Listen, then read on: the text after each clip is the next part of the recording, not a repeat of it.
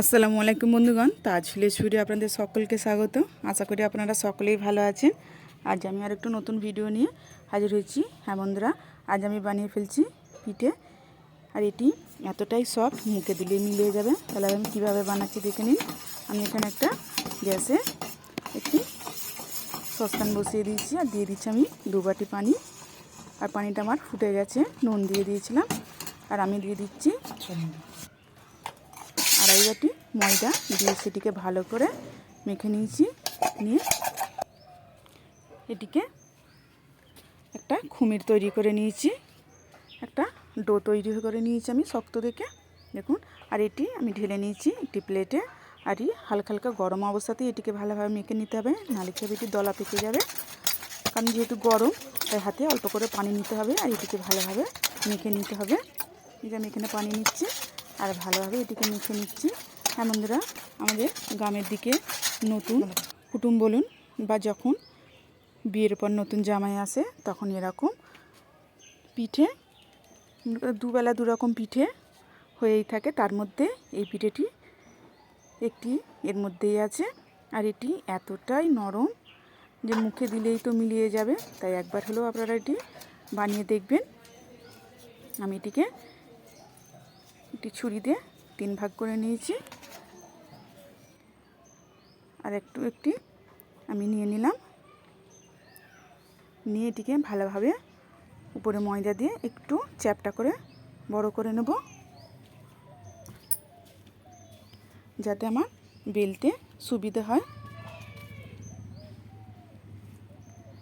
এটিকে চারি সাইডে ভালো করে ময়দা দিয়ে এটিকে ভালোভাবে বেলে নেব। আর এটি যে বেলে নেব, খুব পাতলাও হবে না আর খুব মোটাও হবে না।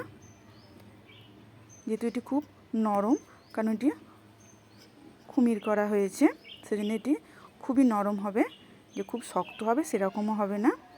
আমি ছুরি দিয়ে এটিকে পিস পিস করে কেটে নিচ্ছি। আপনারা চাইলে এটিকে ছোটো বড়ও করে নিতে পারেন। এই যে আমি একটু পিস তুলে নিচ্ছি, নিয়ে আমি ছুরি দিয়ে বরপি বরপি কেটে নেব।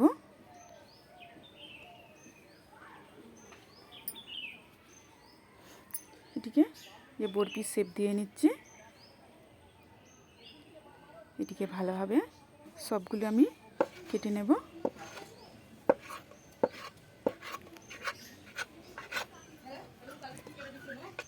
আমি সবগুলি ভালোভাবে কেটে নিচ্ছি।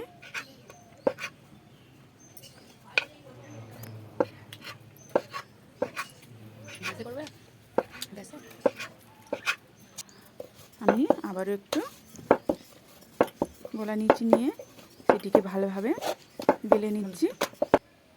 দেখুন যে খুব পাতলাও হবে না আর খুব মোটাও হবে না, ঠিক এরকম হবে। এটিকেও ভালোভাবে একটি ছুরির সাহায্যে পিস পিস করে কেটে নেব,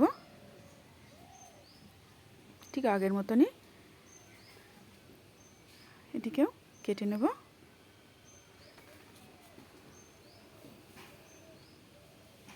আগে আমি একটি একটি করে কেটেছি, এবারে দেখুন একসঙ্গে সব এইভাবেও কাটা যায় আর একটি একটি করেও পিস পিস করেও কাটা যায়।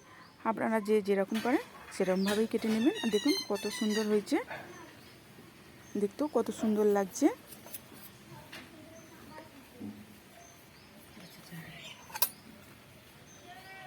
আমার সবগুলি কাটা হয়ে গেছে দেখুন।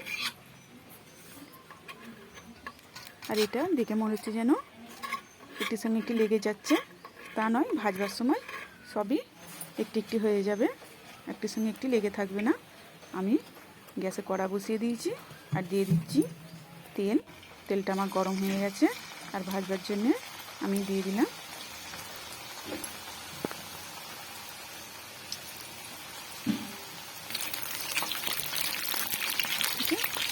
একটু নেড়ে চেড়ে এক দিকটা ভাজা হয়ে গেলে আর এক দিকটা আমি উল্টে নেব। আমার এক দিকটা ভাজা হয়ে গেছে, আমি অন্য দিকটা উল্টে নেব। দেখুন ফুলে পুরো ডবল হয়ে গেছে, প্রত্যেকটা ফুলেছে।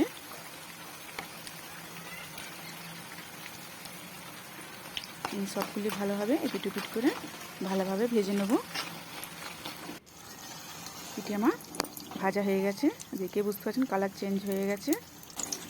আর এটি কত ক্রিস্পি হয়েছে আপনারা আওয়াজটা শুনেই বুঝতে পারছেন। এটা চাইলে আপনারা চায়ের সঙ্গে সন্ধ্যেবেলা এগুলো এটাকেও খেতে পারেন স্ন্যাক্স হিসাবে, এটিও খুব ভালো লাগে খেতে। আর আজ আমি যেটা বানাচ্ছি এটিকে দুধ দিয়ে, এটি তো অসাধারণ লাগে।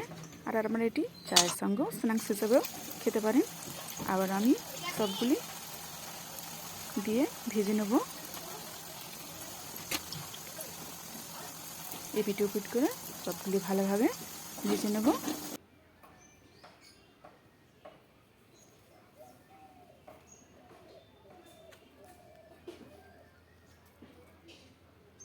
আমি ভালোভাবে ভেজে নিচ্ছি, আমার এটাও ভাজা হয়ে গেছে। আমি এবার তুলে নেব।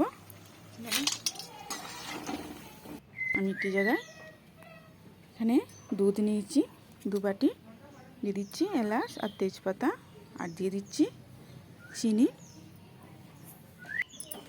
এখানে আমি চিনিটা আপনাদের মিষ্টি অনুযায়ী দিয়ে দেবেন। এটিকে আমার ভালোভাবে ফুটিয়ে নেব। আর গ্যাসটা অফ করে তারপরে আমি নুনটা দেবো। এটি আমার গ্যাসটা আমি অফ করে দিয়েছি, দিয়ে আমি এর মধ্যে এবার নুনটি দিয়ে দেবো।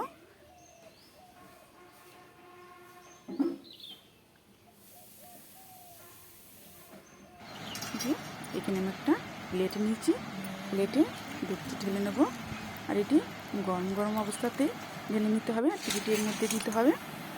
এটি তবেই খেতে আরও বেশি ভালো লাগবে, নরম হয়ে গেলে অতটা ভালো লাগবে না, বা দুধটা ঠান্ডা হয়ে গেলে অতটা বেশি ভালো লাগবে না।